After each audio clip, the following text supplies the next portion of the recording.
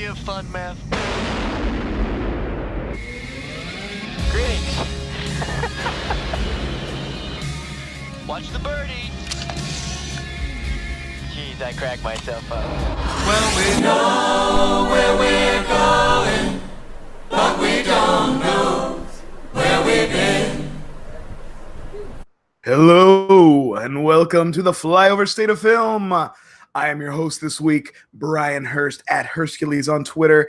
And before we get started, these fine gentlemen and I would like to welcome you with a fresh crack of our drinks to celebrate another week of successful podcasting.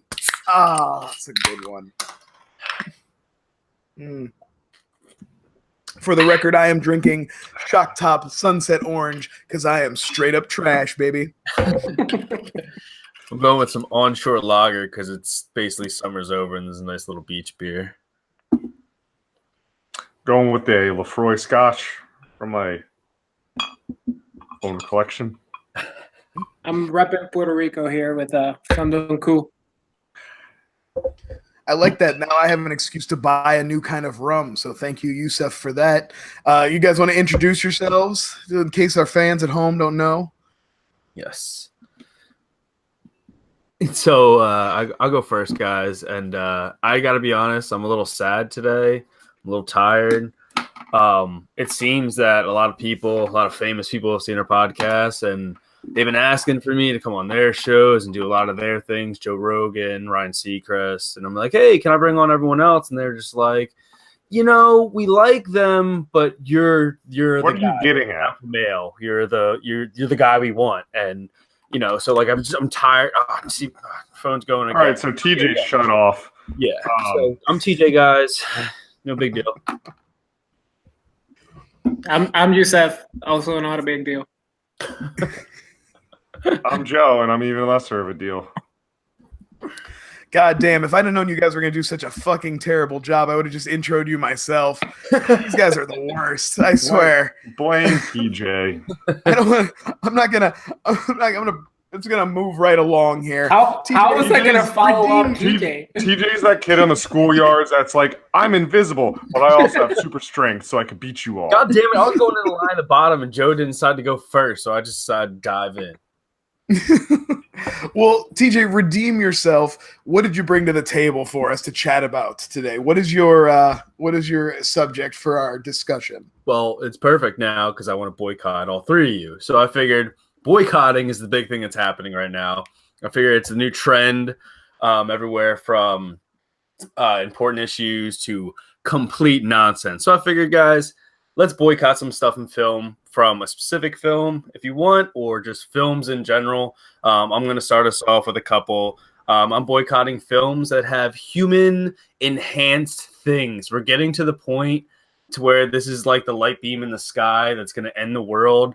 Like if supposedly the Predator is a human enhanced version with like Duke DNA in it. And then you had the dinosaurs in Jurassic World, and just the enhanced thing is just blowing it for me. And I'm also going to boycott like Upgrade and Venom, kind of like. Well, Upgrade for me, like that was different, I guess. Yeah. But you're always going to have, like, even if you're saying that the trope of advanced humans is being overdone, there's still going to be good ones in there, even if there's too many. So Upgrade can still be good, and you can still be ready to see this trope kind of, take the bite. Yeah, like just take a break for a little bit, and like especially like Jurassic World, we did a Jurassic World with the enhanced Indo-Rex, then you have the Indoraptors, and then like you're selling the bio weapons and stuff like that, just enhanced stuff. Boycotting that. Also, I want to boycott sequels with colons and then a second title after that. I'm done with it. Give me just your classics. So-and-so 1, a so-and-so 2, a so-and-so 3. I don't need It's a good segue to the crappy movie we're gonna watch. We watched RoboCop 3. Yeah, perfect. Back when they knew what to do. Ghostbusters 2. You don't need. Oh, don't you get on Ghostbusters too? I was saying, I'm just saying that they're like just a number. Seeing the place come down. down. Yeah, like that potential shit. Even Terminator 2 Judgment Day, boycotting it because you could have just been T2 because we would have got the gist of Judgment Day because they say it 7 times throughout the goddamn film. What about The Fly? Oh, that's an enhanced fly with a human. And The Fly 2 ends with a number, so win-win. Win. No, but The then Conjuring 2. Yeah. Conjuring. yes, just would you? Oh, and What also about Super Baby Geniuses 2? they're not enhanced, are they? What about No. Great? Actually, they are enhanced. How? Don't say it. Don't say it, Yusuf. Stop. That's something I would boycott if I had the choice. The electric boogaloo joke. I'm so done with that. I was gonna say that. Do better. You can do better. I see that fucking every time, like at least once a day, somebody fucking tweets electric boogaloo into my timeline, and that is some horseshit. That's not the one I was thinking of, but that's a good one. I would get rid of that. I would delete that joke. I would boycott that joke. What about Charlie's the Christopher Angels 2. Plummer joke? Full Throttle. Yeah, The Christopher Plummer, I'll give you a couple more months, but that's that's old too. That's old You hat. should boycott it. I'll tell you what. Here's a better joke. If you want to do a 2 joke, just do cruise control, like the speed seat, just like anything, and then just say That's cruise a control. great. I'm sorry, but that's a One great. good one. That's a great subtitle though, because cruise they're on a boat, and cruise control you have that function in the car, so there's a callback to the other movie. I mean, that's just like I bet they high-fived in the writers' room, and they just did like a line of coke, and they were like cruise control. Yeah, we did it. I'm also No need to take a second crack at that. We nailed it first time out. Wait, they didn't hire a writer. Boycott is Armageddon, because at the very end, when unfortunately Bruce Willis makes a sacrifice, he doesn't plant an American flag in the asteroid before it destroys us. So boycotting that film. But what do you guys got? How about you, Yusuf? I want to. I got another good one while he's thinking. No, go ahead, Brian. Okay, I didn't want to jump down your throat, but I want to give you a minute if you needed one. Yeah, because I just thought of something that I'm so sick of seeing. I'm boycotting movies about the rise of white men to power, like moguls and We like don't have movies then, man. Yeah. car executives. Nobody whoever rises it to is. power. Like, yeah, Right. all the whoever. I'm just But done. I like I'm done with watching stories Timothy Olyphant about on screen. biopics about rich white dudes. You don't want to Just watch The move on. Founder? So you're telling me if Stephen I did watch The Founder. That's why it can be done. I've seen it all. Wait, T. So you're telling me if Steven Gutenberg comes back to make a movie about a Silicon Valley genius and this is his rise to power, you wouldn't watch it? Steve The Goots, Steve Gutenberg. I'll tell you what, if it turns out to be a backdoor sequel to Short Circuit, and in the end, that's the thing he's creating, like he's this super genius that's this like tortured, and you think it's going to be a Steve Jobs thing, and then the end, he creates Johnny Five, then I'll go see it. Okay, That's great. okay. We have a backdoor. You can win on that one. All right. 25, the greatest Compromise. brown face that nobody talks about. I feel like people talk about it. Yeah. I grew up thinking he was Indian. Fisher Stevens. That's because he's a fucking good actor, man. That's a great actor. He did that. Yeah, it was so racist. All right, I got one. I want to boycott the trope and where a woman wants to go through a change, like an emotional change, and she goes to the bathroom and cuts her hair. I want to boycott that scene so bad. I'm so tired of like. But how are you supposed Once to Empire show Records change? came out, we're done with that. Like Every single woman just cuts her hair. And this is perfect. Like I want to watch. If you're gonna do it, like have a shitty haircut. Like she didn't know what the hell she was doing. She just like has a very uneven haircut. a girl goes in with a pair of scissors, and all of a sudden she comes out with the perfect Rachel, and you're like, Ralph no. Lauren. You mean She becomes Paul Mitchell in the bathroom. I You love mean when the girl cuts her hair in it, Oh, and it's all like, Yeah, that's true. trendy. I'm telling you, it's all about the best one. They did it. They peaked. They peaked with Empire Records because Robin Tunney shaves her whole head. She like comes out, and she does it at work. So that's like she was really getting some attention. We're talking about a store where Renee Zellweger wore her smock with nothing under it. I mean, there was competition. I know it's been a while, Brian, and even for me too. But don't you remember like getting a haircut and you're like every hair was like everywhere? Wouldn't it be like so inconvenient, like cutting your hair at work? Now if you get in, Yeah, I mean the cleanup would be bad. Like, and your coworkers would definitely be like finding your hair around. And like you There's no start doubt to about that. sweat for no reason because like you're in the air conditioner and you're trying to shave and then you're sweaty, so the hair sticks. Well, I don't know if you're anything like me. If you got vanity lights, if you're shaved where you got vanity lights, that shit's like a furnace, man. As soon as you turn those on, you got about a 5-minute window till you're sweating. Yeah, man. This is a chubby people You problem. gotta right shave here. fast. You gotta just go. I sweat thinking about taking a shower. As you said, plays with his belly button. What do you got, Joe? Oh, I would like to boycott unnecessary use of CGI when you could easily just practically make something. Yes. Like for example, you know, the movie that everyone gets upset about, Catwoman, the cats. Why CGI those cats? Because Why? no cat can ever walk to Halle Berry's mouth Why and breathe CGI? a Why- soul why- into her. Why You can't teach that to Halle cats. Berry just held some cat food in her mouth. She'd get cat. Yeah, No, Why- the Meet the Fockers taught us that you can teach them to take a shit, but you can't teach them to deposit a soul into another human being. I feel like I felt like we were really getting to that place where people realize that the best thing to do is like do it as best you can with practical effects and then touch it up with CGI. But then it feels like we've backslid again in the last like 2 or 3 years. It's like, oh wait, no, maybe we can do it all in CGI. I will give the exception to though. Infinity War is incredible. It looks incredible. Okay, like there's so- barely a shot except for Mark Loading Ruffalo's Hulk. weird head and the No, Hulk. I want to bring up Infinity War. This is actually what did inspire the topic. Was I forget her name, the one of the cronies, the woman, Uh-huh. crony, The completely kind of blue face. completely unnecessarily CGI'd. I mean, she would have. Everyone That's fair. else looked. I'll give you great. that one. Squidward looked great. She looked bad compared to She everyone looked like else. Steppenwolf. She looked Steppenwolf level. Like I agree. Well, wasn't that a late casting? Because the movie was almost done. They casted the girl from The Leftovers in it. They just had her do the voice though. She didn't Yeah. like mocap I didn't- it or I was gonna anything. wonder The if character that was done. She just did the voiceover work. I didn't do my research. I just so- figured maybe they like took her face and just somehow just like, you know what, just superimpose it somehow to make it resemble. I can't. Yeah. No, I mean I think it was good, and I think it just stood So, out in an above average movie. You know what I mean? So, It's one of those like- things where it would probably been impassable anywhere else. So like I just watched the movie Tag, right? Yeah. Mediocre. Movie But- sucked. Jeremy Renner broke his arms, and they CGI'd his arms for the most part, and you couldn't tell. No, that was impressive. Yeah. But I mean, that movie, I kind of like how they filmed the tag game. Yeah, it was. But it's the type of movie where like everything has to be super over the top for them to think it's funny. Yeah. Like, look, we destroyed a house playing tag. Isn't this hilarious? Like, no, that wouldn't happen. They would have didn't- called the cops, and the game would have been over.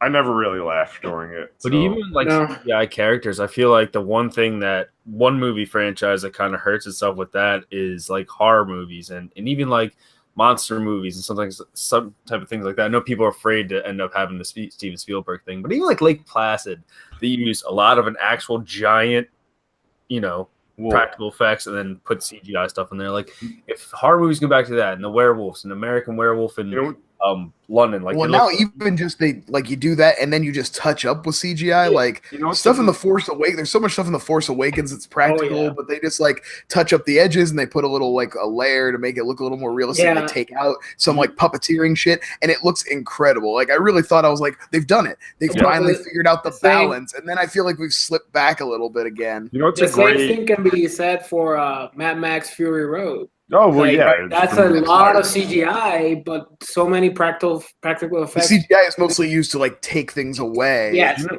so you many know what- practical. Go ahead, Joe, sorry. Oh, sorry. I agree with you. But you know what really bothered me in this CGI thing that I would boycott is, and it's relevant because The Nun's coming out, is in The Conjuring 2, was it the Tall Man or whatever? yeah, Oh yeah. Oh yeah. Him, you know what I'm talking about. that was The, so The bad. Crooked Man, yeah. the Crooked I always Man like to see Doug Jones get a paycheck, but that's an Crooked Man unnecessary and the part of that Nun. movie. were overly CGI'd for the first film being so restrained. And That was Previews Doug for the Jones? Nun look bad, right? Holy shit, Wait, that so was you telling me terrible. Crooked Jones movie, was didn't it? what, their Crooked Man was Doug Jones? No, it I think could have so. been. I was gonna I say, think so. like, No, Crooked Man was fully CG. I was gonna No say, way. I think he was part. I think he was like mocap, like No, they you're- CGI over. You're thinking of that spin-off movie that Doug Jones, The Bye Bye Man. Oh, you could be right. Yeah, that was. They're was all not- so bad though. I I just was gonna can't. say they would have ruined because one of the best performers in Suits. Like if because Yeah. that's what you got from that. Holy shit! Doug Jones is the best. No, Crooked There was Man one was part of something that actually should have that spin-off if the character looked all right. Like the lore behind it with the nursery rhyme was much better. Yeah, the but one- people are always scared of Christianity and demons. So that's just like right. That's like a fast pitch right down the middle. Oh, it's gonna make its money. I mean, Yeah, it looks fun. Boycotts. that would be it for Boycott. Yeah, I think we got it. I think that was a good one. I'm gonna go next because I want to be totally open and honest with everybody at home watching. I had nothing coming into this episode, and Yusef generously offered up a second idea because he's so smart and clever. I took that idea. It was kind of crappy, and I revamped it. I made it better. So what I want to talk about is the best movie song tie-in. So I'm talking about like a lot of times would play over the credits. You'd have a song that actually tied into the movie. Oftentimes it was sung by Will Smith, and I'll go ahead and just start it off. I'll stop you like a second. Did somebody pick Will Smith so we can just say all of the Will Smith ones out of the top? Was anybody? That wasn't mine. That's why I kind of used him as a template. Somebody He picked did him. several. Nope, no one's getting. No. I didn't get jiggy with it. You didn't pick Wild Wild West where he literally just tells the entire plot of the movie through a song, or Black. All right, cool. All right, go ahead, Brian. Okay, I was gonna say I'll start it off since I just don't want anybody to steal mine because it's the best. It's Dokken Dream Warriors from Nightmare on Elm Street 3. Oh shit! It's so fucking awesome, and I missed it. I didn't get to go to it, but when I was in Philly for the Comic-Con with the Tough People, Dokken was there, and they did a screening of the movie, and they live played the song and shit.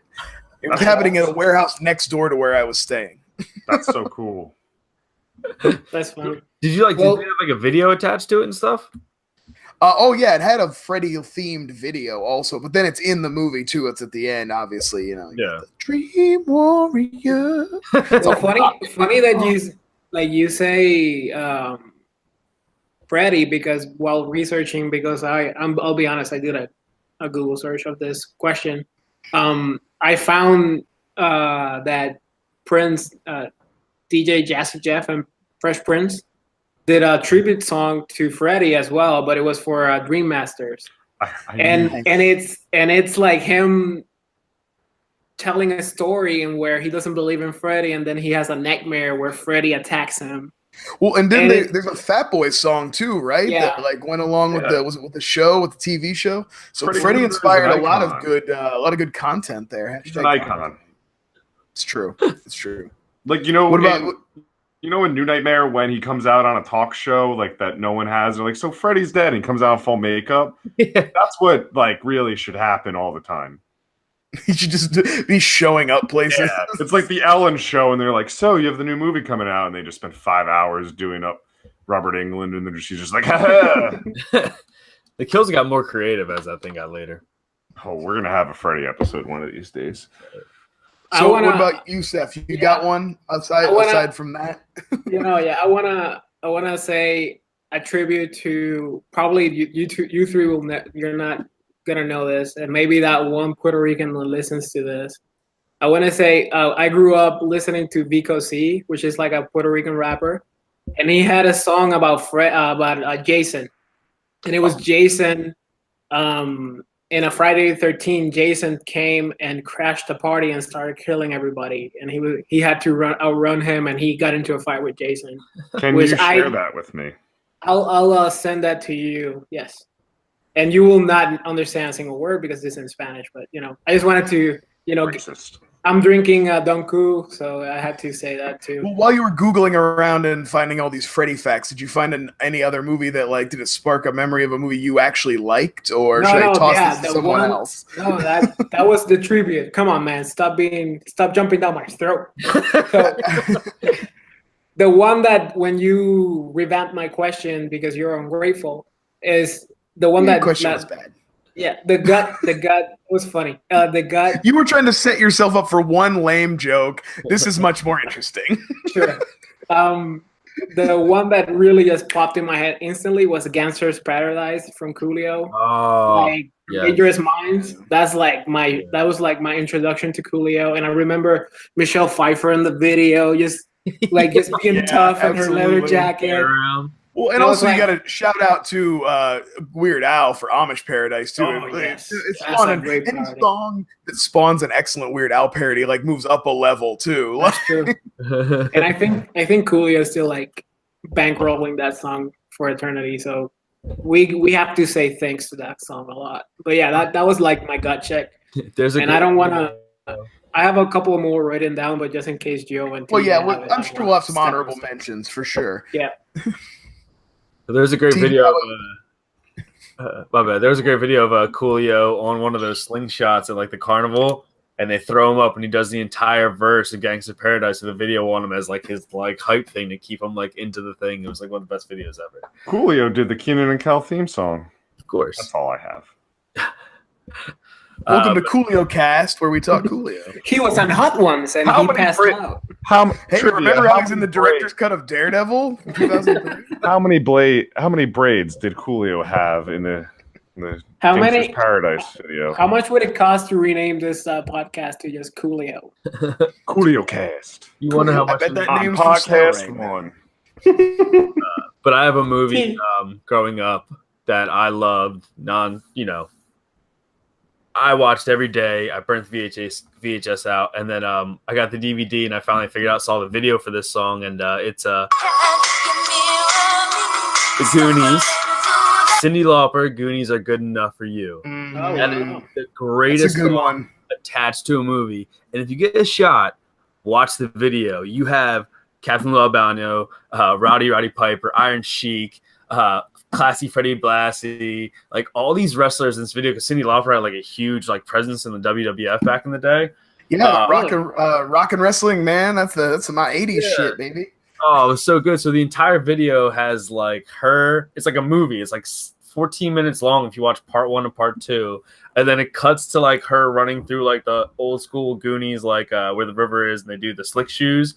And then she's like, "What do I do, Steven Spielberg?" And then Spielberg cuts into the video, and he's like, yeah, I don't really have an answer." And that cuts out, and like it goes like Andre the Giant, all the cast from the Goonies, other than like a couple other people, Sean Astin, Corey Feldman, Josh Brolin, are just like in this video dancing on a pirate ship. It's like one of the greatest songs ever attached to a movie. So that's a solid pick. I like that. What about you, Joe? My hummingbird. Just a man trying to get home to his family. See his baby girl. I'm picking How Do I Live by Trisha Yearwood, written by Leanne Rimes, the Oscar-nominated Best Original Song at the Academy Awards. This is right in that. I like how Joe was creating Aerosmith wheelhouse too. This is like we're gonna bring up. I thought sure somebody was gonna say Armageddon, because this is like, I feel like these songs are one and one. Listen, like, this song is played about 3 times in Con Air. Gets Titanic. me every time. It lost to Titanic at the Academy Awards for Best Original Song. wow. Goddamn travesty.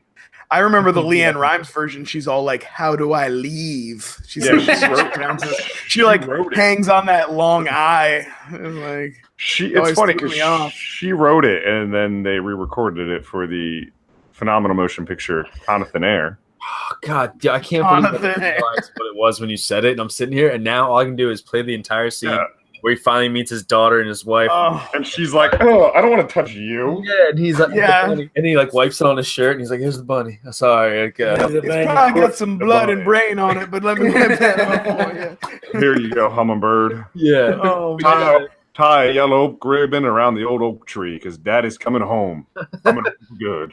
That's a great Toss it around, and everyone give one honorable mention. I was gonna say, yeah. Let's do a round of honorable mentions. I like it. I'll start Kiss from a Rose, Batman Forever. Oh, that's beautiful. Ba-da-da. Seal just like in the wind. In front of the Batman, in front of the bat symbol. Oh yeah. Oh, I got. Well, and now if you're gonna bring that up, though, you got to bring up the fact that Prince did like the whole album for the original '89 Batman, and there's like 4 or 5 amazing songs on that one. Like, so I think awesome. it might, like, the one where Joker's spray painting the when he comes in and he's doing the whole the Party museum. Man. That might be my favorite Prince song. Like, Party I Man. always am like, yeah, Party Man. That's what it is. Yeah. I couldn't think of the name. Oh, I can't. I'm That might be my favorite Prince song. It's fucking awesome. That might be the best scene of that movie. Well, Joe, you stole mine, so I'm stuck between two. I don't know if it's Bobby Brown's from Ghostbusters 2. Cause we just can't. Gonna have to. Or I mean, just add Run DMC to that too. TJ, I thought you And were also gonna pick- the Ghostbusters theme from the first DMC. one too. Obviously, Oh, yeah. TJ, I thought you were gonna pick the ninja, Go Ninja Go. Oh shit! Oh, I like and the one from the first movie where they replay the plot of the movie on the half shell. They're the heroes for this day and age. Who could ask for more? That's you the know- one. Like I prefer that to Go Ninja Go. Like, Wearing my for sure. hat like a shark fin. Oh, yeah, I was gonna that say shark fin. That's so Sorry, Go Ninja, go it's like a Ninja. shark. like a shark fin. He does not wearing a hat. I'll have to. My honorable mention would be like Space Jam then. Oh, that's a great one. DJ Quad. Oh, Quad yeah. DJs. entire album, man. I used to sing that Monique song in that, or Monica song. A lot of girls. There's a song with fucking Be Real and like Redmen and like half of the Wu-Tang Clan on that album. I Hit 'em got high, hit 'em the low. winner. I got the winner. Played before the VHS tape, before this movie started. It's Michael Jackson's "Free Willy." Oh my! Wait, there. we listen to that when we go out drinking.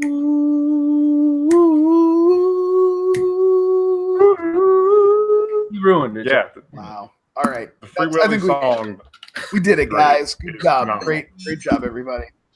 We Yusef, literally, what's, it's a what was drinking your song. what was your question this week? I forget, even though you sent it to us like 4 times. So, with news breaking 3 weeks ago, that Ethan Hawke is talking shit about superhero movies. I wanted you guys to pick an Academy Award winning actor. Has Like- Hawk won an Academy Award? No, That's he's not- nominated. Okay, I didn't think so. He sucks. No, he's definitely gonna win this year. But so pick a Academy Award winning actor or actress, and pitch a superhero movie, but only picking one of the most obscure superheroes that you could find. I have a whole pitch. But you have like a big thing, right, Joe? Yeah, I'll let them go first. I'll go first to set the tone. So I picked Dory Andreessen, also known as Rainbow Girl. She was created by Edmund Hamilton, but you may know him as the guy that wrote the panel of Batman slapping Robin. That's his claim to fame. So her superpowers are she can wield the mysterious power of the emotional spectrum, meaning that she has the ability to have mood swings. Ladies. Right? Because she's probably. I bet there's 7 days in the month that she's really. She's a super crazy. villain, huh? She's a super villain those days, right? But the reason why I picked her is because Hollywood loves movies about themselves, and she's also wants to become an actress. So she's an aspiring actress that has the ability to perform any emotion, and who better to perform any emotion than Meryl Streep? And that's my pick. The Street Monster. The Streep, she can really go full Sophie's Choice, Oh yeah. full Iron Lady, full Devil Wears Prada. Full at Mamma any Mia. single moment. Oh Full yeah, Mamma Mia. she'll run the gamut. I don't And know. it's I just gonna be- I'd like to see her go full Death Becomes Her myself. I feel like That that's too. Mamma Mia Street. And it's gonna be her, Ricky and the Flash in it, all the way to the top. And it's gonna be a full flip on his head, because in the end we're gonna know that it's actually a remake of Mulholland Drive. There really is no one better to throw dishes and other glass stuff against walls. Who's directing? Ooh, yeah. It's gonna be James Gunn. #controversy. Ooh. Oh, damn, baby. You know how many eyes will be on that movie to see his first movie after Guardian? That's a great call. Great pick. Great pick. All right, All right, TJ, go what ahead, do you got, man? You're up Um, next. What do you got, TJ? I'm gonna go after Brian's heart a little bit here, but I'm also gonna take the most obvious choice. I'm gonna go Daniel Day-Lewis. This is not more of the movie pitch that I'm doing, but more or less to see what he does in this character. So basically, I didn't go like a generic DC Marvel guy. I went Gargoyles, Disney comics. They had a comic. Right. I want to see Daniel Day-Lewis playing Goliath. Now, Right. I'm going full. I thought you might cast him as Xanatos. Nope. Thanatos I already have casted Nice. as All right. Christian Bale, but that's late. But I want to see Daniel Day-Lewis go full on Daniel Day-Lewis with this role. I want to see him on top of skyscrapers, perched over, a little bit of cement put on his shoulders and like drying in the sun, and then at night he breaks out of it. I want to see him full prosthetics. I want to see the entire thing, like Daniel Day-Lewis really going full. So I think TJ. So you said you have him in prosthetics, so you're rather than have him like mocapped he and won't done like wouldn't do it. Caesar. He wouldn't. Oh, okay. He wouldn't do it in mocap. You know, I think Daniel Day-Lewis would wear the pajamas. I think he would do it. So quick, actually, TJ, I think your movie is actually happening because I think Daniel Day-Lewis is currently in Puerto Rico. Ooh. Embracing his gargoyle body and gargoyle persona because there's now an urban legend that there's a gargoyle in the mountains killing chickens in Puerto Rico as of right now. Like That was a you can Google that right now, and I think it's clearly Daniel Day-Lewis doing research on his part. Well, I have Angela, the gargoyle, played by Charlize Theron, another Academy. Brooklyn, either played by Sam Rockwell or Mahershala Ali. Broadway, played by Brendan Gleeson. From In Bruges and classic things, Braveheart and stuff like that. And Elisa, He's a little old. I would have him play Hudson, maybe. I had Jack Black in it. Don't be an ageist. I just want to see Brendan Gleeson do something Give again. me Jack Black. You know what? Ryan, you're too old for this podcast. Yet you're Jack here. Black as Broadway and then Brendan Gleeson as Hudson. I think that's the way to go. Ooh, there you go. You know what? I'm because of Ready Player One and everything that's happening. I'm gonna take the easy choice. Daniel Day-Lewis will come back and do it again like he did with Lincoln, and we'll get Spielberg back for this. So gargoyles, guys. Hey, Mitch. That's a good fucking- Hey, Mitch Weatherstein here. Could I get can you throw a little Tommy Lee Jones in that? And you got Go Picture Kid. Yeah, you got it. Great. So All right. All right, Perfect. before Joe unveils his glory upon us. So I didn't go with the most obscure character, but I had this thing where I was thinking about the future of the X-Men franchise. And it's going to go one of two ways. Either they are going to get folded into Disney and the MCU, or they're going to get really desperate and continue to try to copy what's popular with the MCU. And what's going on with the MCU right now is you have Oscar winner Brie Larson getting ready to play Captain Marvel. So what I'm seeing is the X-Men are either an attempt to make their own separate universe and have their own Oscar-winning actress come in to play a character, or get folded in, and then this character could still exist and become a new part of because the MCU has established that. The character is proto-Jubilee, 70s icon with the power of disco behind her, Dazzler. Oh, Dazzler. I haven't heard that name in a long are you going to do Taylor Swift? No, Oscar winners. Oh, yeah. And this is going to be a bit of a controversial pick because I actually am not a fan of what this actress won her Oscar for. Monique. No, good call though. She totally fits right in there. She's got the real Dazzler look. Hey, I'm open. Let's race flip. Let's race flip this. Let's go nuts. Monique. But Personally, my choice was Reese Witherspoon, who I think can be a competent actress, but she won her Oscar for Walk the Line, which I thought was a bullshit kind of like soft, cakey part that she had. Fighting words. Wild was great. She should have. Everybody likes Walk the Line. I'm more of a Ray guy myself. So, but personally, I'd like to see Reese Witherspoon as Dazzler. Great. I feel like you have the most realistic movie to. Would you do like an adult, like an older version? Yeah, of it? I think Brian got confused Excuse me. and think Hollywood people actually listen to this bullshit, and he's like actually pitching a movie. I treated this like fan friction became some good material this time. You get the point. Speaking of a fan friction pick, I have All right, a whole Joe. spiel. So You kill it, man. And I have a question at the end of this. okay. So, We're gonna ask you a lot of questions. I hope you're ready. All right. No, I have a question for all of you, but go ahead. Okay.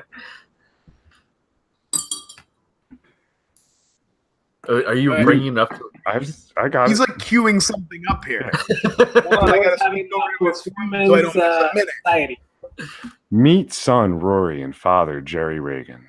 Both Jerry and Rory worked at the same pawn shop, rags and tatters.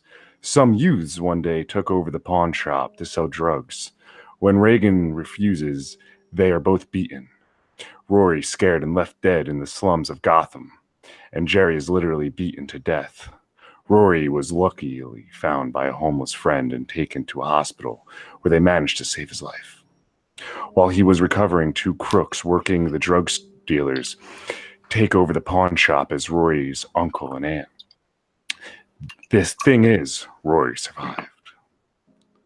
When Rory gets out of the hospital and discovers the criminal's deception, he attempts to break into the pawn shop and gather evidence of the criminal's activities. While in the shop, he opens a box that is filled with rags. As soon as he opens it, rags cover his body like a suit. Kind of like Jim Carrey in The Mask, but not really as pervy. With the suit, Rory attacks and kills the man posing as his uncle. And the suit absorbs the woman posing as his aunt's soul. The patches surround her, and she becomes one with the patches, and he wears as part of the costumes. After this, he gets vengeance from everyone who killed his family. Rory is later confronted by a rabbi, played by Billy Crystal, who knows the story of the Ragman. He tells Rory that he is only the last person in a long line to be the Ragman. Go dating back to 1500 AD. The first Ragman was in the 16th century. He was created by the Council of Rabbis as the counterpart of the Golem. The Golem was created as a force of good to fight evil and promote justice. However, the Golem was treated like a monster and shunned out of town. Rory is the most recent person chosen to don the drapes and collect the soul. Now, living his life in New Orleans as Adrian Brody, he is there to hunt the drug syndicate where the source is. The only problem is there's a Batman on his tail for killing in Gotham. Will Rory survive or face the Batman? Who knows? This is Ragman, a Christopher Nolan film. So this would be a tie-in with the Dark Knight trilogy then. Like, Yes. I like to think that the whole movie, like, you do the Ragman thing, and you don't find out that Batman's in it till like the very at the end for the final hunt. Like, You have no idea. You have no idea. Replace the Dark Knight Rises with that? I'm with that. So that was my you know pitch. what? And I like that it's a multicultural story because the Ragman's a classically famously Jewish hero. Oh, I mean, this is Adrian Brody reprising his Jewish roots from The Pianist. Damn. This is Ragman. I almost used Adrian Brody, but I didn't know what I was going to say. I almost used him as the Shadow because he looks like Alec Baldwin in the makeup. I was gonna go Darkwing Duck with it. I don't know how, but it would work. But all I wrote down was Joe has a nice voice. Joe's just gonna start doing some ASMR videos for us. Thank you. So the question is, clearly this is a shared universe. So what villain could bring Rainbow Girl, Ragman, the Gargoyles, and Dazzler together? Oh. And who plays somebody? It's like a cross-dimensional villain because it has to be somebody who. So it has to be some kind of cosmic level, or some kind of dimension hopping type villain. The Overlord from Howard the Duck. Get the fuck out of here with I that. had to. I don't know why the first thing that came to mind was the villains of Powder Toast Man and Ren and Stimpy. Ooh, he uses butt a lot. See, my film will be awarded for Oscars. It would have to be Galactus, but not a cloud. Like it'd have to be because Dazzler, you can obviously do Galactus with. Ragman, you could do that because DC Marvel. Although I mean, I see it spinning. Actually, I was thinking I see it spinning out of the Gargoyles universe because of the magic element. Because that really opens up your possibilities. Ragman's got magic too. Well, that's what I'm saying. So we got like tie-ins there. Like, you know what I mean? You can kind of spin it out of that. And they do dimension hopping and time travel in Gargoyles too. So it would probably be something that spins out of that. Some kind of like ancient demon or something like that kind of brings these like. Or we can just I don't know if it's anything specific. Or we can just use Eggman from the Batman Road Gallery. Vincent villain that Price's just- classic Eggman. I was trying to figure out Throws egg. Mixiplex. And we can just rope in Ethan Hawke, but once he actually wins an Oscar, other than that, he can't be a superhero. Ethan Hawke as Carnage. Was he nominated for anything? Oh, Yeah, he's nominated. I feel like one of the Sunset movies. Training He Day? was nominated for Boyhood because it took we don't 12 years. speak of Boyhood. 12 years to make. It was so hard. We made a movie and it was so hard. Lindelof would send us an email. Hey, are you available on Friday? Oh my God. My daughter was going through puberty and she got really mad at me when I asked her to be on film. And she's like, Well, no, Dad. but it was all right. What about you? Oh, take us out before we start talking about the masterpiece that is RoboCop 3. Tell us a little bit about what you wanted to bring to the table today, Joe. Okay, so I wanted us to it's going to be a tie-in actually with my movie choice of next week. We're doing things a little different. What is an urban legend that you'd like to see on the big screen done right? So not like most of these urban legends have been done. So I'm going with that. Let's start with TJ. I have like an answer that Joe might know a little bit about. Because like a lot of the urban legends, have been done and a girl symbol. But Jersey has this really cool book that I read in school called Weird New Jersey. And scattered throughout it, like you could do like a really cool VHS style. Oh hell yeah! Yeah, like an anthology style thing from. Sorry for the title, guys. This is just one of the stories in the book. The Midget Town. You could do Jersey Devil. You could do Upside Down Hill. Devil's Tree. Yeah, there's so many of these like stories in Jersey that like is Hell's insane Gates. to even think of, and like Midget Town itself is a town that these small people that were outcasts of a circus supposedly got their own rights to have a certain amount of portion area and had their own laws. If you came within their things, it was whatever they wanted to do to you. The government or anything couldn't do anything to them. There's like weird treaties they signed back in like the 1800s, stuff like that. But if you The look homes are back- still there. Yeah, you can see their houses and all this weird stuff. But like, there's so many things that you can take a really cool horror spin on, or just thriller spin and stuff like that. So like, I would love to see like a Weird New Jersey anthology story, just like maybe directed by. Oh, David F. Sandberg would probably be really cool to do something like that after Shazam and stuff like that. And I'd really like Lights Out and stuff like that because he could do shorts and get hit maybe little, or not little, but people he's worked with to do other stories throughout it. But that Who directed Hush? Because he could definitely get on Oh that. wow, yeah, I don't know, but that was a great. He's had a string of good horror movies. So I'm Yeah, just and blanking he on does his name. wood. Didn't he do an Oculus? Is that the Yeah. one with the big Yeah. mirror? Yeah. Like his shots of his work in the woods, which Jersey is basically just pine barrens all over. Like that would be great. Actually, That's a great pitch. Just the Yeah. book. You literally take Weird New Jersey. Well, aren't they doing Scary Stories to Tell in the Dark? Isn't that like an anthology movie that's getting ready to come out? Yeah, like, and I'm those- working on that right now, and which is a classic. Like, I think that's a great idea. I love those books growing up. And those are TJ, producing it too. TJ. all do you want to do a movie or do you want to do a series? But because I think like MTV is looking to put something next to Jersey Shore on Fridays, so it's like a good bookend of Jersey programming. You could even do a crossover with the characters, like Snooki getting chased by the Jersey Devil or whatever. You don't know, man. For those people, all right, they get like She gives the Jersey Devil a lap dance, maybe. I don't know. that's the one thing they haven't done right yet is a Jersey Devil movie. But yeah, no. Like you walk into a room and it stinks of hairspray, and you're like, "Ooh, the Jersey Devil's here." Smells like vomit and shame. Must be the Jersey Devil. Yeah, that's a great one, That's a good pitch. and they could honestly spin that into others because after that they'd make like every state like weird. Pennsylvania, I'm sure there's a weird Ohio. read those then. Yeah. Yeah, Brian. Oh, I do have one. I just thought of it. And I also like the idea of this one because I think you could, rather than doing it, because I think a lot of these urban legends kind of lend themselves to a more horror or thriller feel, but I'm pitching something a little more like a comedy.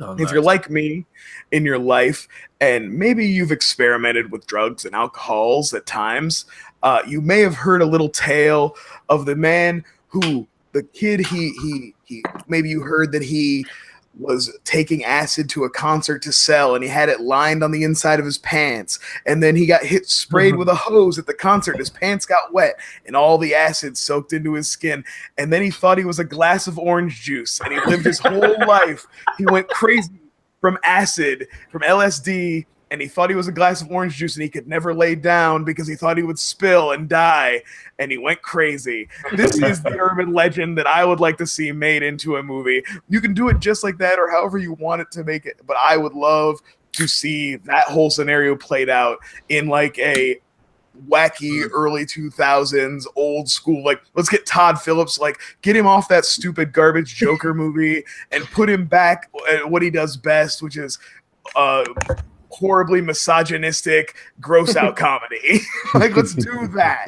That'd be awesome. Okay, maybe no misogyny. Hell, you know what? I'm gonna glass. Let's bring back. I'm an orange juice. I'm gonna tip. I'm tipping over. Wait. Don't let me tip. Oh God, don't let me tip over. I'm gonna spill. Honest question though, because I'm not like this is not a joke though. Will it have pulp? I like the one that says some pulp. Okay? Some pulp. All right, fair enough. Yusuf, you're up, buddy. So again, Google helped me out with this one because I mean I could have pitched the Just chupacabra. make Google the fourth member of our podcast. Yeah, Google Okay, is Google. okay, Google. Tell me What how does, urban legend. what is it, Hey, Alexa? Alexa. What does have Alexa on and it's a little square? And what does like ask it questions? Yeah. Hey Alexa, tell me an urban legend. She's thinking. She doesn't know it. See? Yes, How good she is sucks. that? Alexa, can you hear me? You suck. No, it's in my headphones, man.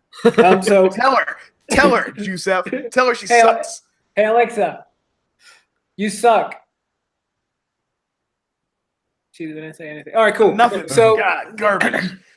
So I wanted to say either the chupacabra from Puerto Rico or even the gargoyle thing, but I already made that joke with TJ's pitch. So I read about a Russian experiment that supposedly happened, according to the Google search that I did, in where they forced 4 people, like they were 4 prisoners, and they told them they were like on death row, and they told him that the only way that they could get their freedom is that if they didn't sleep for 30 days. So it deals with like sleep deprivation and like hallucinations and just people like Do you think going. one guy could think he was a glass of orange juice because maybe we could That was gonna be my thing, man. He could be, but it like it's in Russia, so it's probably like hard cider. It's not, full of depression. And but yeah, that would be my pitch. Like just like craziness, hallucination. Like we could just pick one main dude, almost like The Ritual, and where everybody's just like going crazy, but only like the main dude we see their hallucinations. Hey, Yusuf, Mitch here again. Okay. Could you put in that Jacob Tremblay kid in your film, and if you find a room for him, honestly, you twinkle around, we give it a PG-13, you got go picture. He's great in a room, so we could pitch like he's part of their like one of the prisoners had a kid. He's a cute kid. That could be Jacob. Yeah, he And can't. Jacob, just don't touch the face. That's no. Well, he's great in Wonder. We could put like a prosthetic on his face and. Well, aren't like killer kids in right now? So maybe he's just a kid who killed and he's on death row. Well, TJ, stop spoiling the movie. Like, obviously, in the beginning of the sleep deprivation, he's like having bad hallucinations. Jacob wants to kill him. What if we remake? Basically, we just take the plot of Identity, but it's Jacob Tremblay at the end. Boom. Can we hire put John Cusack back in it. We could take some of your ideas. This is a good time to plug the DVD Bunker episode 6 Identity. Can we have like maybe Brian remembers because he's plugging his podcast, but can we? What's the name of not the weird guy? Sorry, I bet he listens to this podcast. But the guy that has the eye movement, I want him in my movie. Oh Like Skarsgård? his name is right on the tip of my tongue. No, too. he always has like the eye movement. He's like in Suspect Zero, and he's in a few. That fat guy. He's in Constantine. Yeah. He's in Mississippi Burning. His name. I want to get it without IMDbing him. Gene but Hackman? No. What? Gene Hackman, you son of a bitch. What are you doing? Well, if you take Gene Hackman out of retirement and put him in this movie, guess what? You got half a movie. I got it from. No, are you talking about the dude who was a therapist in? No, you said Office Identity. He's the Space? one that has the people in his head. Spoiler Yeah, alert isn't for that the Identity. therapist from Spoiler Office alert Space? for Identity. Yes, if you haven't Oh, seen that's- Identity and Runaway Jury, a nice John Cusack double feature. If I you're haven't seen it either, so. interested in John Every time I Cusack- get close to this guy's name, it like slips out of my mind. I'm looking it up. I can't. It's gonna drive me crazy if I don't. It's oh, he looks alright. It's the like, therapist from Office Space. It's Pruitt Taylor Vince. It's the therapist from Office Space, right? No, the therapist from Office Space is the guy from. He's in Seinfeld, and he's Friar Tuck in Robin Hood, Prince of Thieves, and he used to be on Whose Line Is It Anyway all the time. It's a different the guy. fat guy who moves his eyes a Rick lot. Fruit. And a different guy though. It's still a different guy. There are gonna be two fat guys who move their eyes a lot. Who would direct your I don't movie? know. Yusuf? Wait, I didn't know. David Lynch. There you go. Boom. That's perfect. Yeah. Nice. I like that. Now you brought the question, Joe. Did you have one, or is this just for us? This was for you. I've always read a lot of urban legends, so I would Share one. I would pick Humans Lick 2. Who? The urban legend of fucking gnat in here. The urban legends of So we are Legend. a girl's home or a boy or girl's home, and they their dog every day, and they put their hand under the bed, and they it licks it to be safe, and then it keeps licking, and they come home one day and things aren't right, but they put the hand under the bed and it's licking, and then they wake up in the middle of the night, go to the bathroom, it says Humans Lick 2 in blood, and then there's a person under the bed. If you could somehow spin that into a whole movie, that could be a really creepy film. That reminds me of that movie, The Boy. You know, where like the It could- doll That was- reminds Girls me Understand that. actually of there's a bit, and this is weird to take. I swear they were thinking of this when they wrote it, and in Fear, in the Mark Wahlberg movie, That movie. in the house when they trap, when they trap him in the house, when they trap him in the house, and they put the dog's head through the, Oh, yeah. which is really fucked up scene. through Oh the- yeah, the that's hole. twisted. Super fun. But that's always reminded me of that urban legend. So let me in the fucking house. But I mean, why? it So, It could why- be that. How does that veer into your recommendation for our next movie, buddy? So I want us to Tie watch it all together for us. the I Jared wanna make a Leto, joke. No, I the wanna Jared make a Leto joke. I want thriller to make a joke. vehicle. I want to make a joke. What's You your got what? You got a joke? Yeah. Instead of actually make it sounds like you wanted to make a porn parody. That's a bad joke. All right, so instead of the hey, we're doing the Jared Leto vehicle, Urban Legends. It was one of the real life murderer Rebecca Gayheart. She ran somebody over. it's one of the movies to come out of the Scream era of films, and I think it'll be a really fun watch for us. Perfect horror. I'm excited. That's one I already own, so I don't have to go searching, and this won't cost me any money this week. And it so. ties into my pitch with the Golem, using the Golem and Ragman, and Absolutely. just an Urban Legends. Well, I'm excited. I'm excited to get a chance to go back and revisit actual real life murderer Rebecca Gayhart's movie Urban Legend.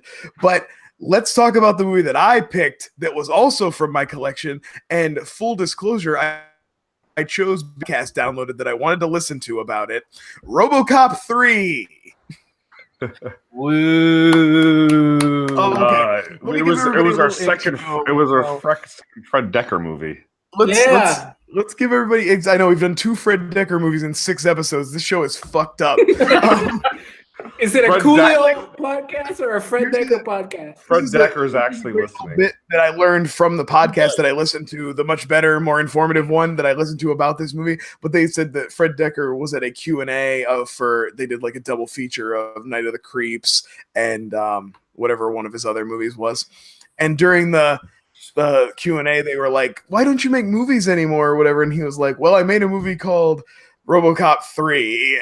And a guy stood up and was like, "I love RoboCop 3." And he was like, "You are wrong." It's So that's the director of the movie. But in case there's not, just to lay a little groundwork, in case there's people watching who aren't familiar, RoboCop was a movie in 1988, directed by Paul Verhoeven. It's lauded for not only its satire of the kind of capitalism of the 80s, but also its hyper violence. The sequel, RoboCop 2, is, I would say, semi-successful in kind of recapturing that a little bit to some extent. And then RoboCop 3 is the third one. And basically all I remembered going into it, even though I own this trilogy and have for years, and I'm a fan of RoboCop like everybody, the only thing I really remembered is that this was the movie that featured the jetpack, and it didn't have Peter Weller in it. We had a new star, new RoboCop. What's his name? Oh, the guy from Thinner is his name. His name is the guy from Thinner. Robert John Burke. Okay, Robert Do you John think Burke. they were catching? Honestly, They were like nothing against Robert John Burke. He's fine, but I'll tell you what, his RoboCop walk, by comparison to Peter Weller, leaves something to be desired. It's better. To be fair to him, the suit also is worse. Yes. So the suit is not doing favors because That's the plate in the middle kept moving. But Peter Weller did mime training to get his movements down. He's real particular and tight with his movements. I think could have been a canon film. You guys want to know? So basically, what happened was Peter Weller backed out, obviously, because he had a mess up Conflict. sometimes in another movie that he was doing with Cronenberg, and basically the suit was the same suit from RoboCop 2, so it was the same suit that Peter Weller already wore, and this guy was taller and longer than him, and they didn't have time to make it to him, so that's why he has that weird neck thing that moves when he breathes. But the whole suit was made for a smaller guy. So that's why his movement was all off, and they had to take parts away from him, and they had to add parts in. It was just one of those things. I feel like they knew they had a shitty movie in their hands when it took 15 minutes for RoboCop to actually show up. They were teasing us, man. They were teasing us. How are you teasing us set on up the the third plot? movie? We already They know. want to score. They want to set up that plot, baby. This was set a up that movie interesting plot. I watched no less than 3 hours ago. Was everybody familiar with the franchise leading into this? No, actually, I was familiar, obviously, the parts and things of it, but I rewatched it all for you. I bought the Blu-ray collection Me too. for you, Brian. I'm glad I own it now. First time watch? It's worth I wasn't it. a It was first worth time it. watch. I had seen RoboCop, the original, when I was younger, but I didn't remember much of it. But speaking of younger, this First is time something. you revisited it with your adult eyes. You Yeah, DVD yes. busted it, if you will. This is something I turned to my girlfriend when I was watching a couple hours ago, and I said, my only note is this is something that would have been on UPN or WB on a Sunday movie when I was 12, and I would have thought it was awesome. Yeah. But now that I've revisited it, it's Well, now it's Joe, my loss of words. now that Joe name dropped his significant other, my wife. So My wife. my wife, when I told her that I was gonna buy the Blu-ray because I also bought the trilogy that Joe bought, I told her that I was buying the Blu-ray. She was like, "Why are you buying that piece of shit? It's so boring." And it's because she had only watched RoboCop 3 in her entire life. Wow. So I sat her. Wow. We sat together and we watched the first one. She's like, "This is amazing. This is so much fun." She saw the second one. Wow, I never saw RoboCop. This is great. And then she started watching the three. She's like, "Yep, that's the piece of shit I saw. Yep, that's the one." That's it. But you, Now I will say, okay, I'm gonna agree with you guys. I do think this third one is not nearly as good, but I also want to say I think the I have original Twitter RoboCop- DMs proving otherwise. I think that the first RoboCop is a little overrated. I think it's a good movie. It's got good satire. I think it's got some cool violence and some great effects. But I think in the pantheon, I think maybe what I need to say is I think the first one is legitimately good, but the way people revere this character compared to how much actual good content there is about this character is out of proportion. You know what I mean? I don't think we there's reviewed only it. the first, basically only the first movie is legitimately good. The second one is fine. The third one is bad. But the way people this thought came to me when the remake came out and everybody hated it so hard. And I was like, where's all this love for this character coming from? Right. No, I think you're confused, Brian. There's not a love for the character itself. It's like the universe the character lives in. Like the world that it was created, the commercials, the satire, the blood, the squibs. I think it's the true RoboCop trilogy, as we all know, is RoboCop, Total Recall, Starship Troopers. That's the actual Verhoeven RoboCop trilogy. Go to my we all Twitter. Deserve. Go to my Twitter at whyIlovemovies.com, #content, and you'll see that I put a poll out there for those 3 movies, and RoboCop won. See, I think the thing with RoboCop people have been wrong before. Is we hang out in a very much space where everyone's grew up watching them for the most part, and that's the thing.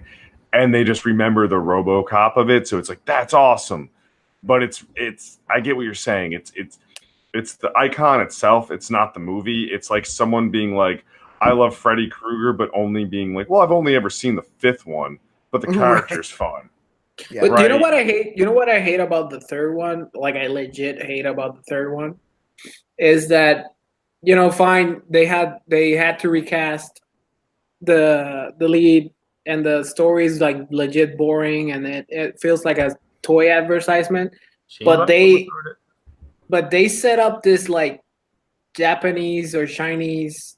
Asian, let's say Asian. I don't want to insult anybody. It was Japanese. I think he's supposed to be Japanese. Yeah. Okay. Oh, Japanese, like Terminator robot, and he was like, "We've never set him loose in such a populated." I legit thought like the first time the RoboCop and the Japanese Terminator samurai go up, I was like, oh, RoboCop's about to get fucked up. The way they built this dude up, I was like, they're about he's like just like spinning his sword in front of him, just like fanning him. Full on Raiders of the Lost Ark him though. They just blow him away. It's so boring.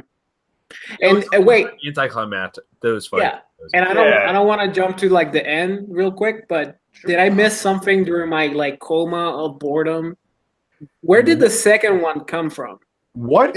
That's just a reveal. It's just like he multiple. kills one, and then there's another one, and then there's 2 more. So you realize that there's like an army of these things probably in Japan. What was I do up? love the crazy face though at the end. Yeah. That's What was up with every fucking movie this time being like the dystopian children are rising? Because it's like Thunderdome, another movie I'm forgetting about. Dude, I'm impressed. The little kid in this one. The little kid in this one sucks pretty bad. This is that trope of like immediately when she's like, first of all, she's a little kid. She joins with this, gets like kind of roped in with this band of resistance fighters. She's been with them like 10 minutes. And then she's like, we should take RoboCop with us. And they're like, yes, that's a good idea. Let's take a robot, a police robot with a low jack in him who's recording our every moment. Yeah, let's take him with us. Well, first of all, you're a little kid. Why are we listening to you? Yeah, but then RoboCop has an epiphany. He's like, yeah, you know what? Let's go. You're going to stop him? They aren't. He's a robot. Yeah, no. But this was clearly like a toy commercial because... but that's what I was going to say. Between RoboCop 2 and RoboCop 3, we did have like a glut of video games and cartoons, and it's this weird thing in the like late 80s, early 90s where they were marketing hard R action movies to kids. Aliens did it, and RoboCop did it, and Terminator did it. Freddy Krueger did it. Freddy Krueger was a legit child murderer, and they were like, "Hey kids, buy the plush animal and sleep next to him. Buy the talking Freddy, huh? I'm gonna rape." This way, like it's 1993. Like they're gonna direct these movies. They have. It sucks because they went down to PG-13, but they do the kid angle where it's now this hacker. She's a fan of the T-209, and then she has like the toy of RoboCop. So they do that whole like intro for he's like, is it him? She's basically a RoboCop fangirl. Yeah. Why? And the only reason they bring the original bad guy, like the one that fell. I really just want to talk about the first one and the second one, man. But the only reason why they brought him back. Talking about the third. Yeah, the only reason why they brought him back is so they could sell that toy that they showed in the home. No, it's because they know that kids wish they had a pet Ed 209. Like, how tight would that be? That's what I would have rather had an Ed 209 than take RoboCop with me. RoboCop is fucking glitchy as hell. He's always fucking around. He's got free thought. I take that Ed 209 with me. At least he can go down the stairs. Yeah, no, I don't need him to go down the stairs. That thing's a fucking tank. Where did he get the stupid machine gun on his arm? And first of all, in his introduction, he pulls his car over. When he shoots the top, why does he shoot the top of the car instead of just opening the door? I feel like this should have been a Simpsons episode. He jumped off like the tallest building he could find for no reason. He could have mowed them down. I feel like this should have been a 1998. The car just lands. Yeah. This should have been a 1998 Treehouse of Horror episode of The Simpsons where Homer becomes RoboCop, and that should have been RoboCop. Well, I'll tell you what, that would have been awesome. You could have kept a lot of the same plot points from this movie. They're equally ridiculous. They want to give a big, but no, wait. We got to give a big shout out to the supporting cast of this movie, the Resistance fighters. Fucking CCH Pounder, Stephen Root, Garland. Jeff Garland's the donut guy, Daniel Von Bargen from Super Troopers, and no offense here, the black lady FBI agent from Face Off. That's CCH Pounder. She played Bertha. I'm sorry.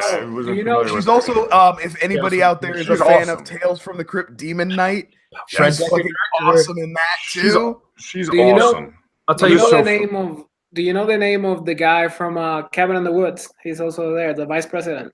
Bradley Whitworth. Bradley Whitford. So also, Stanley Anderson is a guy that you recognize, but Shane Black is in this movie. Why is Shane Black in this movie? Because Fred Decker and I know because of Fred Decker. Fred Decker and Shane Black were roommates, and Fred Decker tried to get Shane Black to write the movie. But he's like, I got all these things going on, but I'll play a character for you, and did it, and then like improv his lines.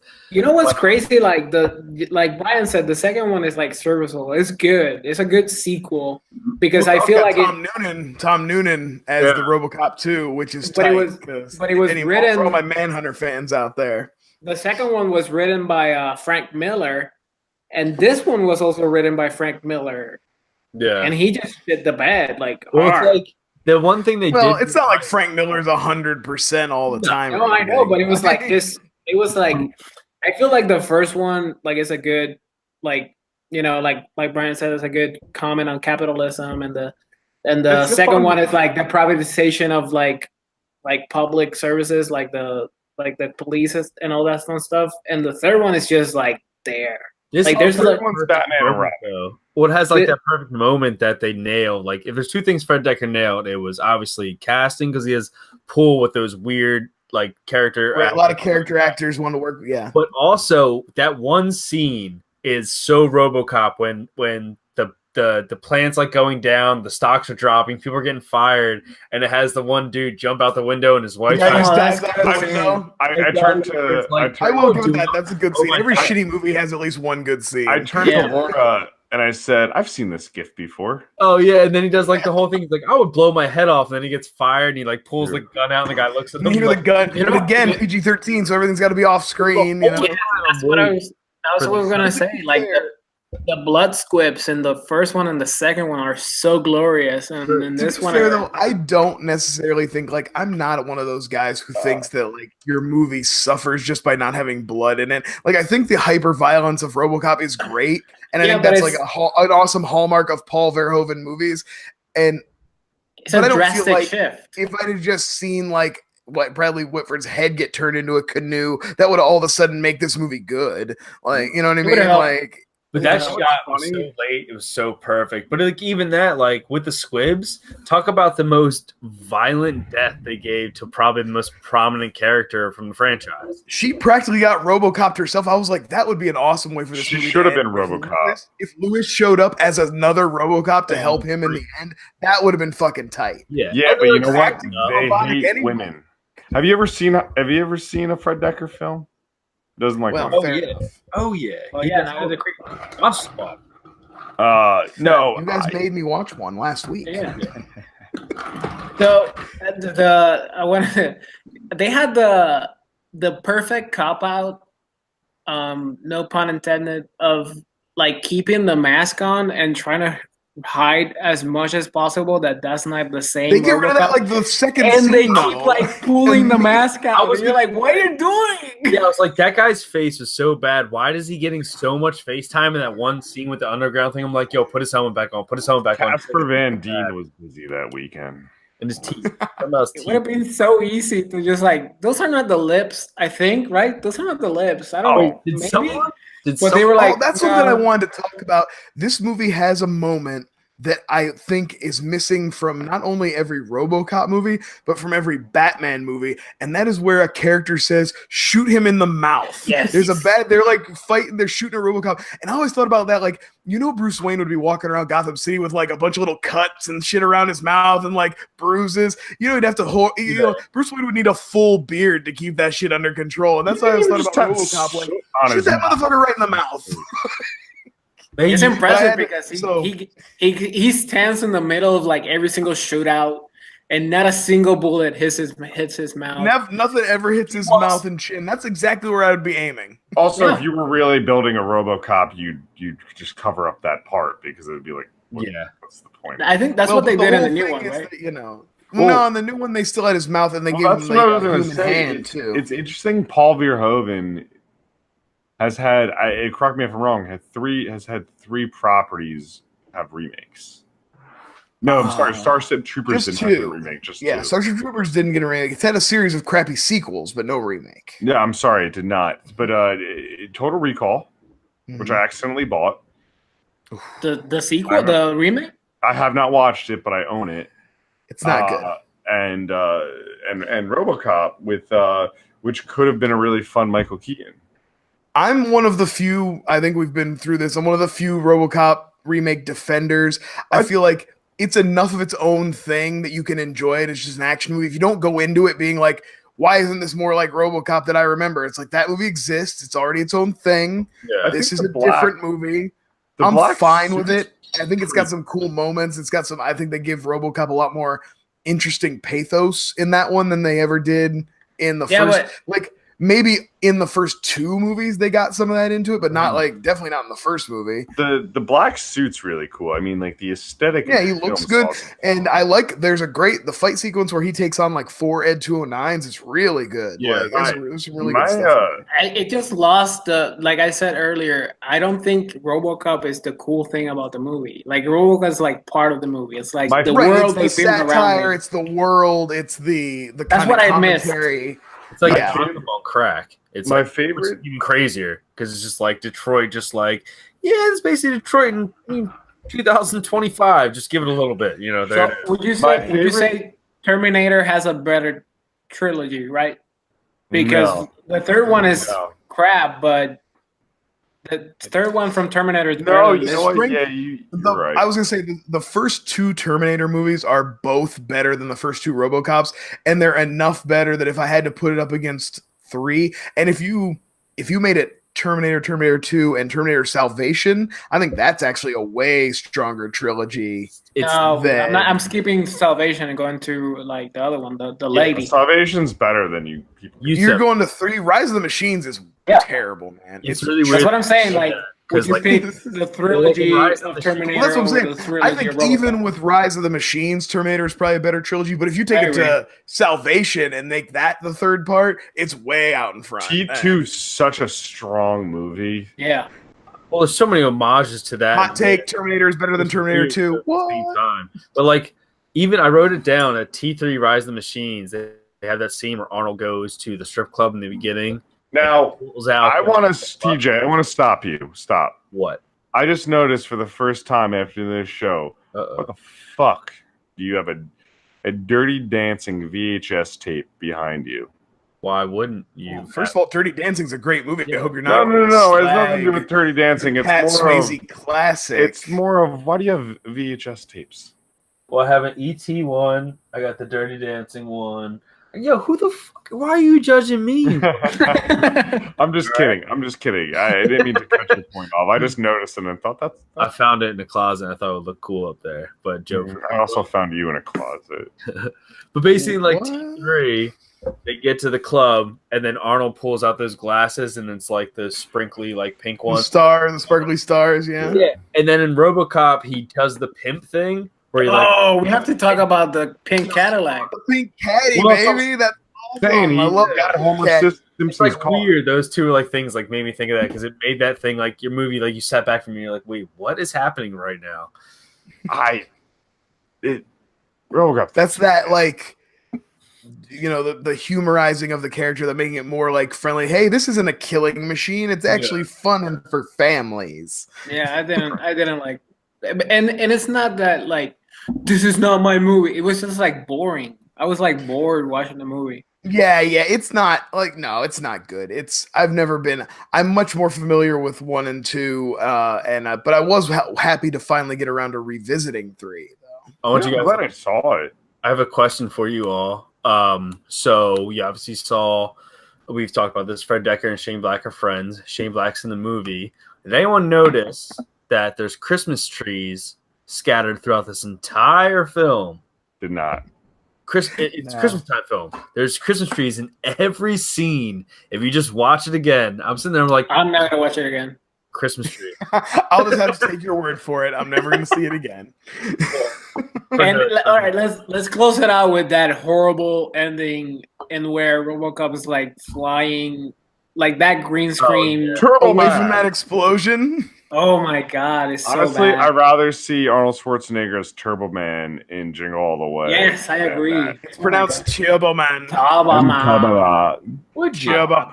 Turbo Man. Listen, do not knock. No one should ever knock Jingle All the Way because we get a great Phil Hartman in that film. I would prefer- Jingle All the Way I is would one of those prefer the movies other that's one. grown on me. It was like I owned it, and then I got ashamed to own it, and now I'm back around to being like, no, I'm fine with this. I'm No, proud of it. if we're gonna defend a crappy movie with a Phil Hartman House performance, Guest? yes. Oh, I love House Guest.